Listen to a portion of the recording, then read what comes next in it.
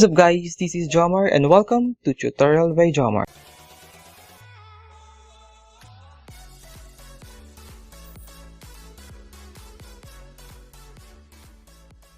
What's up guys, and kung first time mong manood ng video ko, don't forget to hit like and subscribe ka na rin sa channel na ito at i-click mo na rin ang bell button para updated ka sa mga next videos ko.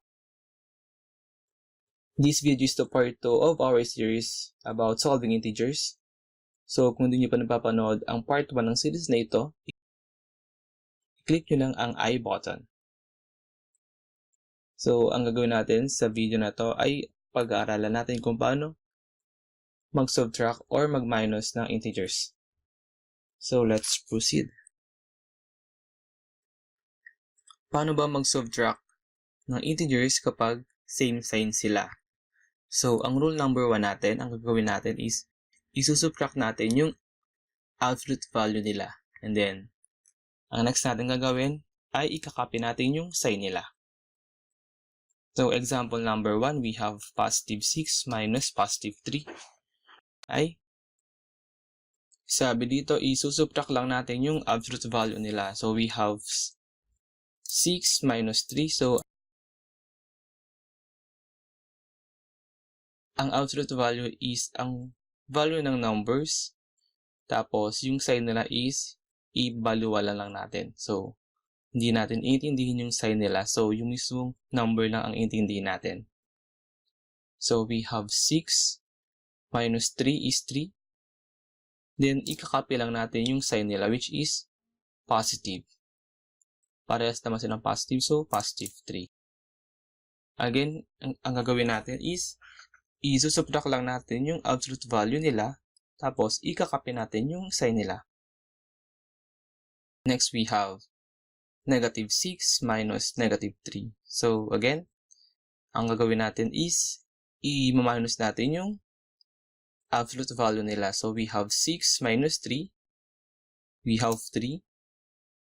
And then, copy the sign. Ang sign nila is parehas negative. So, we have negative 3. So, ganun siya dali. So, another example, we have negative 3 minus negative 6. So, paano naman to? Kapag nauna yung negative 3.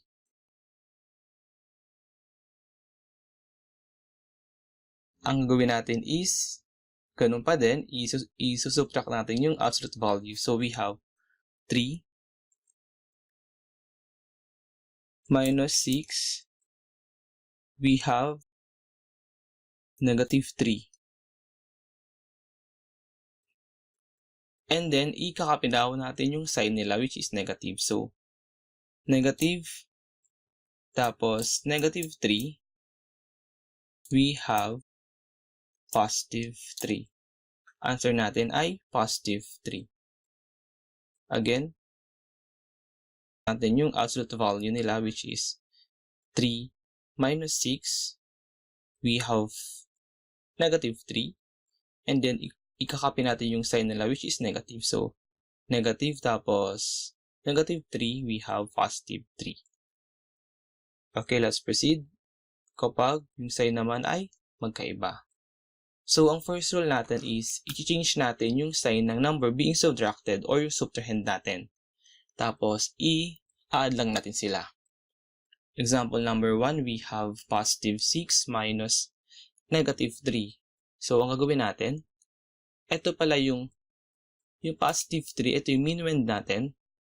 At yung negative 3 naman, ito yung subtrahend natin.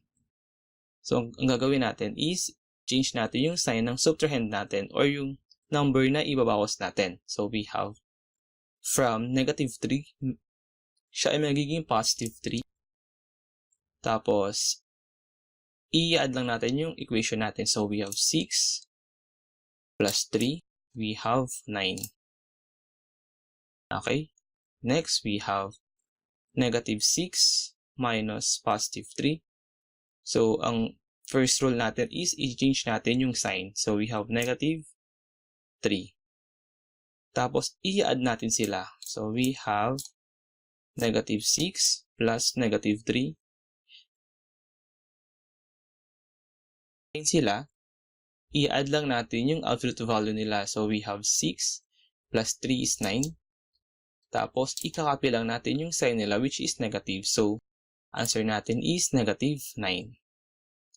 Another example, we have positive 3 minus negative 6. So i-write natin sila, no?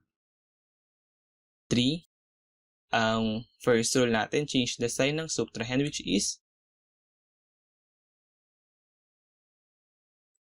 from negative 6, magiging siyang positive 6. Then, i-add natin sila. So, we have 3 plus 6, we have 9. Next example, we have negative 3 minus positive 6. Write natin, we have negative 3. Tapos, change natin yung sign ng subtrahend which is from positive 6, magiging siyang negative 6. Then, i-add lang natin yung equation natin. We have negative 3 plus negative 6. As the rules imply sa addition, i-add natin yung absolute value nila. So, we have 3 plus 6 is 9. Tapos, ikakopy natin yung sign nila which is negative. So, answer is negative 9. So, for further understanding, I will give you a short quiz para mas mag-gets nyo yung lesson natin. So, I will give you a few minutes to solve it or i-post nyo na lang ang video na to. Okay, let's proceed. We have number 1, 8 minus 7. So, basic lang din to. Since same sign sila, i-minus lang natin. Tapos, kukunin natin yung sign nila. So, we have 8 minus 7 is 1. Tapos, yung sign nila is positive. So, positive 1. Next, we have negative 21 minus 12. Ang rules natin, kapag yung sign ay magkaiba, gagawin natin is yung sign ng subtrahend ay i-change natin. Since ang sign niya is positive, we have positive 12, magiging negative 12. Tapos, i-add lang natin sila. So, we have negative 21 plus negative 12. I-add natin yung absolute value nila. We have 33. Tapos, ikakopy natin yung sign nila na negative. So, ang answer natin is negative 33. Okay, let's proceed to number 3. We have negative 45 minus negative 15. Since same sign sila, ang gagawin natin is i-minus lang natin yung absolute value nila. So, we have 45 minus 15.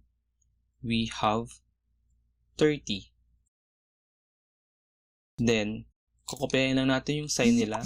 Ang sign nila ay parehas negative. So, we have negative 30. Next, we have 3 minus negative 10 minus 19 or positive 19. Ang gagawin natin dito is pagkasamahin muna natin yung may same sign. Ang same sign natin is 3 or positive 3 minus positive 19. 3 minus positive 19, we have negative 16. Is negative 16. Tapos, from negative 16, i-minus na natin yung negative 10.